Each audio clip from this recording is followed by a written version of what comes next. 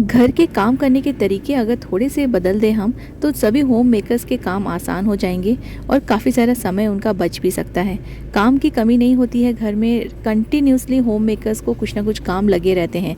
Kitchen के काम तो नेवर एंडिंग होते हैं, कभी बर्तन धोना रहता है, कभी हमें कुकिंग करना रहता है और कभी हमें अपने काउंटर टॉप को क्लीन करना रहता है। तो ये जो टास्क हैं ये तो चलते रहेंगे, लेकिन इनको हम थोड़े से आसान तरीके से कर सकते हैं। और ये सभी छोटे छोटे काम ना इम्पॉर्टेंट होते हैं, क्योंकि ये सारे काम एक दूसरे से रिलेटेड रहते हैं। तो इनको करने के लिए आप कुछ एफिशिएंट तरीके यूज़ कर सकते हैं और ये जो आपके एवरीडे टास्क है ना, ये आप आसानी से कर भी पाएंगे और आपको ना ये बर्डन भी नहीं लगेगा।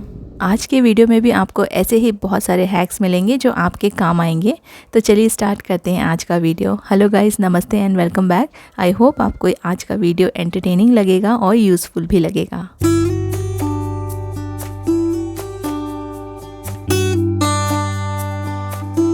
कुछ स्पेशल कुकिंग के टाइम पे हम लोग रेसिपीज़ फॉलो करते हैं। कई बार हम लोग यूट्यूब के वीडियोस देखकर भी बहुत सारी रेसिपीज़ सीखते हैं और आजकल तो यूट्यूब में बहुत सारी अच्छी अच्छी रेसिपीज़ आपको मिल जाएंगी। तो मैं भी ऐसा कुछ ट्राई करती हूँ ना, तो फ़ोन रखने की बहुत बड़ी परेशानी हो जाती है, क्योंकि फ़ोन हर जगह से स्लिप होता रहता है और ऐसा डर लगता है कि कहीं फ़ोन गिर ना जाए या स्लिप ना हो जाए और उसमें क्रैक्स ना आ जाए। तो ऐसे कुछ हुक्स लगे हुए हैं मेरे पास, जिन पे मैं अपने लाइटर और दूसरी चीज़ें हैंग करके रखती हूँ। तो ये जो बड़े वाले हुक्स हैं ना, स्टील के हुक्स हैं, ये आपके फ़ोन को ईजिली होल्ड कर सकते हैं। मैं यहाँ पे गैस के पास ही करके दिखा रही हूँ, क्योंकि यहाँ पे ही हुक्स लगे हुए हैं। लेकिन आप अगर लगाएंगे हुक्स तो आप गैस से थोड़ा सा दूर रखिए, क्योंकि ये थोड़ा सा रिस्की हो सकता है। मैं सिर्फ आपको शो करने के लिए, आइडिया बताने के लिए यहाँ पर रख के दिखा रही हूँ, क्योंकि ऑलरेडी यहाँ पर मेरे हुक्स लगे हुए थे। तो यहाँ पर आप ऐसे 2 बड़े हुक्स लगा के अपने फ़ोन को होल्ड कर सकते हैं, हैंग कर सकते हैं और इजीली आप कोई भी रेसिपी का वीडियो देख सकते हैं। रेसिपीज़ देखने के लिए सिर्फ फ़ोन ही नहीं, हम लोग कई बार रेसिपी बुक्स भी यूज़ करते हैं, जिनको भी किचन में रखना थोड़ा सा डिफ़िकल्ट हो जाता है। और अगर आपके काउंटर टॉप पे बिल्कुल स्पेस ना हो और अगर आपने ऐसे स्टैंडिंग पोजीशन में उसे रखा हो वर्टिकली, तो ये स्लाइड भी हो सकते हैं, गिर भी सकते हैं। तो इसके लिए तो एक बहुत ही आसान सा तरीका है जो बहुत ही सिंपल है। बस एक हैंगर लेना है और 2 बाइंडर क्लिप्स लेना है। अगर आपके पास बाइंडर क्लिप्स नहीं है, आप कोई भी कपड़े सुखाने वाली क्लिप भी ले सकते हैं। थोड़ी सी अच्छी वाली लीजिए जो अच्छी क्वालिटी की हो और जिसमें बुक अटका के आप रख सकें। बस मैंने बाइंडर क्लिप को ऐसे हैंगर में बुक्स को यहाँ पे लगा दिया है और इस हैंगर को आप कहीं भी हैंग कर दीजिए जहाँ भी आपको इजीली दिखे ये बुक और आप रेसिपी पढ़ सकें। वैसे ये वाली बुक रेसिपी बुक नहीं है, मैंने जस्ट शो करने के लिए आपको एक बुक यहाँ पे लगा के दिखाई है। तो ऐसे ना आप कोई भी रेसिपी बुक को हैंग कर सकते हैं और ये रेसिपी देख देख के ईजिली आप यहाँ से पढ़ के कुकिंग कर सकते हैं।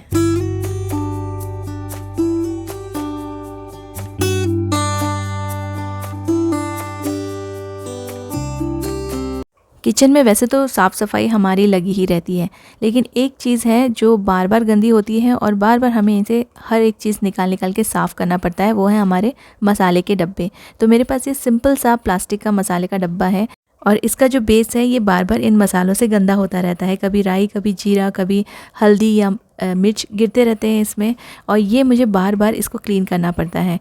तो इसको बहुत ज़्यादा गंदा ना हो और बार बार आपको सफाई ना करना पड़े। इनफैक्ट जब आप इसे सफाई करें तो आपको इसको बार बार वॉश करने की ज़रूरत ना पड़े। तो मैंने एक नैपकिन लिया है, लेकिन इस नैपकिन को मैंने 2 में डिवाइड कर लिया है। ये आराम से इजीली ओपन हो जाते हैं, चिपके रहते हैं लेकिन निकल जाते हैं। तो ये ना थोड़े से पतले वाले नैपकिन ली हूँ, क्योंकि अगर आप मोटा नैपकिन लेंगे, मोटा कोई भी पेपर लेंगे या कपड़ा लेंगे, तो आपका जो मसाला बॉक्स है, अगर ऐसा सिंपल वाला बॉक्स है, तो वो ठीक से बंद नहीं होगा और उसमें से एयर जाएगी और आपके मसाले ख़राब हो सकते हैं। इसलिए आप जितना हो सके पतला पेपर लीजिए और या फिर आप पतला कपड़ा लीजिए, जिससे कि आपके बॉक्स का जो लिड है ना वो ईज़िली बंद हो और उसको बंद करने में कोई परेशानी ना हो। और नैपकिन लगाने के बाद कुछ भी अगर मसाले गिरते हैं, नमक, मिर्ची, हल्दी, जो भी चीज़ें गिरेगा ना, ये इस पेपर के ऊपर गिरेगा और आप 1-2 दिन में इस पेपर को चेंज कर सकते हैं या 3-4 दिन में, जैसे ही आपको लगे कि आपका मसाले का बॉक्स काफ़ी गंदा हो गया है और अभी उसे क्लीनिंग की ज़रूरत है, तब आप इस पेपर को निकाल के इसको रिप्लेस कर सकते हैं। इससे आपका वॉशिंग का टाइम भी बचेगा। बार बार आपको आपके जो मसाले का जो बॉक्स है ना, जो बेस है, उसको वॉश करने की ज़रूरत नहीं पड़ेगी। ऐसी छोटी छोटी बातों का ध्यान रखें, सिंपल तरीके यूज़ करके आप अपना वॉशिंग का जो टाइम है वो बचा पाएंगे और थोड़े बहुत काम आपके ना कम हो जाएंगे।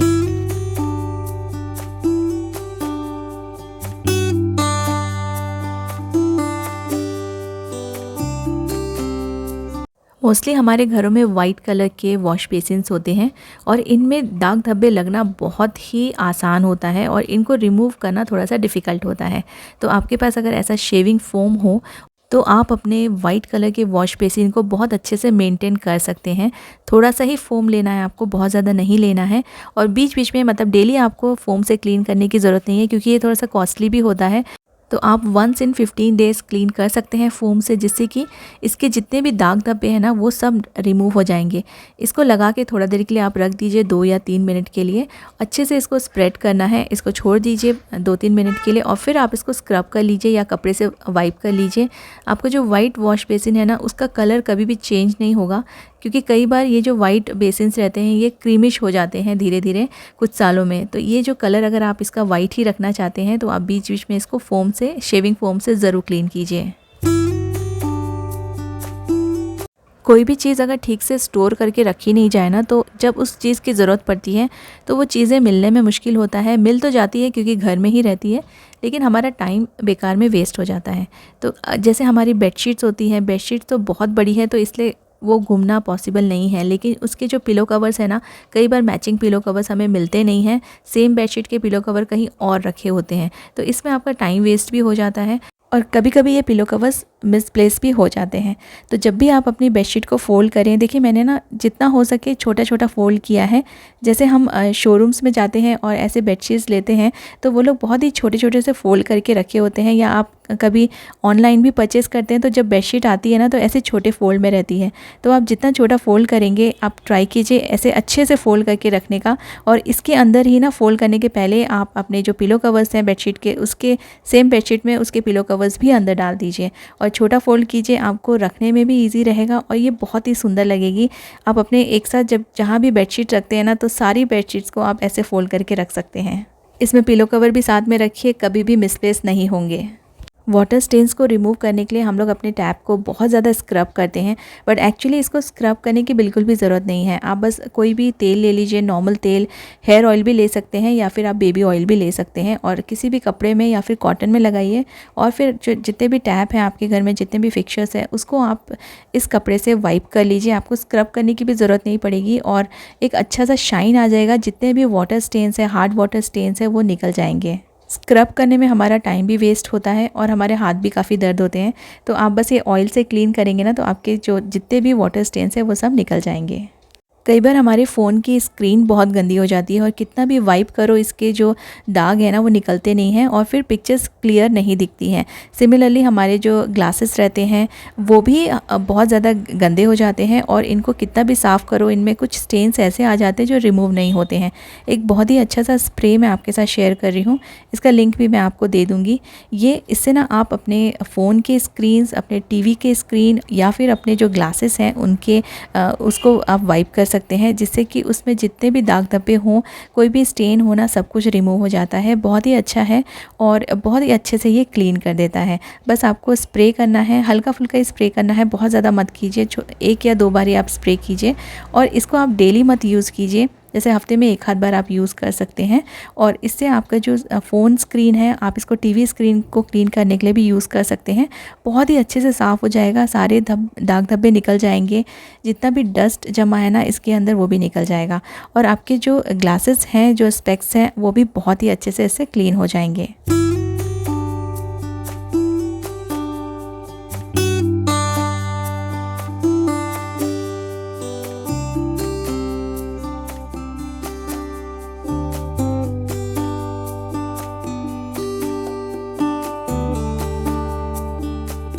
हम लोग जब भी स्पेक्स लेते हैं तो उसके साथ एक छोटा सा फैब्रिक आता है, जिससे आपका जो ग्लास है ना, स्पेक्स है, वो उसको अच्छे से वो वाइप हो जाता है। तो ये स्प्रे करने के बाद आप उस फैब्रिक से भी इससे वाइप कर सकते हैं, जिससे कि और भी अच्छे से आपके स्पेक्स क्लीन हो जाएंगे। क्योंकि ना अंदर जो फ्रेम के साइड में है ना, वहाँ पे काफ़ी ज़्यादा डस्ट जम जाता है और वो फिर आपके जो स्क्रीन है या आपके जो स्पेक्स है उसके बीच में आता है और फिर उससे भी इसका जो ग्लास है ना वो ख़राब होता है। तो इससे आप स्प्रे से क्लीन कीजिए और उस फैब्रिक से आप क्लीन कर लीजिए। अगर आपके पास स्पेक्स को क्लीन करने वाला फैब्रिक नहीं है तो आप ऐसे सॉफ्ट नैपकिन्स ले सकते हैं या फिर सॉफ्ट कपड़ा भी ले सकते हैं। मैं यहाँ पे पतला वाला जो नैपकिन है उसको यूज़ कर रही हूँ।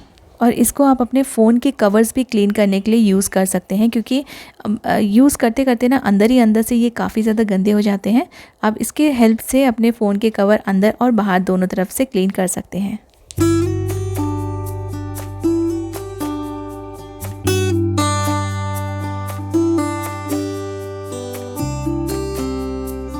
कुकिंग करते समय कई बार एक्सीडेंटली बहुत सारी खाने की चीज़ें, दाल वगैरह हमारे गैस पे गिर जाती हैं, और क्योंकि गैस उस टाइम पे गर्म होता है तो ये सारी खाने की चीज़ें हैं ना बहुत जल्दी से ड्राई हो जाती हैं।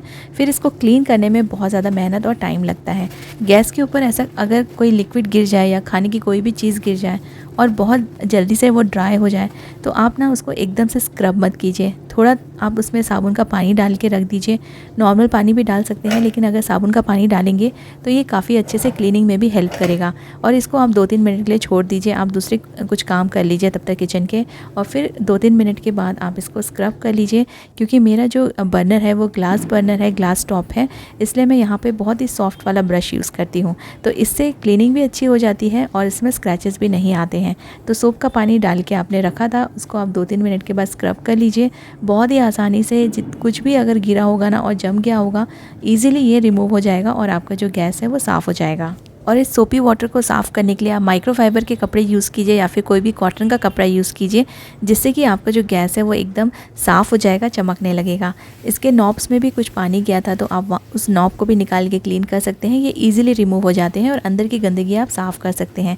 गैस के नीचे भी दाल का कुछ पानी चला गया था, उसको भी मैं स्क्रब करके साफ़ कर रही हूँ। काउंटर टॉप को अगर आप डेली स्क्रब करेंगे इस तरह से, तो आपको जो काउंटर टॉप है उसकी शाइन कम नहीं होगी और वो हमेशा नए जैसे लगेगा। तो अगर आप अपने काउंटर टॉप को बहुत क्लीन और शाइनी बनाना चाहते हैं, तो आप डेली जो रात में ना सोने के पहले एक बार ज़रूर से आप इसको स्क्रब कीजिए। ऐसा सॉफ्ट ब्रश ले लीजिए या कोई भी ब्रश आपके पास अवेलेबल हो, आप काउंटर को स्क्रब करके उसको ये माइक्रोफाइबर के कपड़े से क्लीन करेंगे तो वो बहुत सालों तक ना नया जैसा रहेगा और शाइन उसकी बनी रहेगी।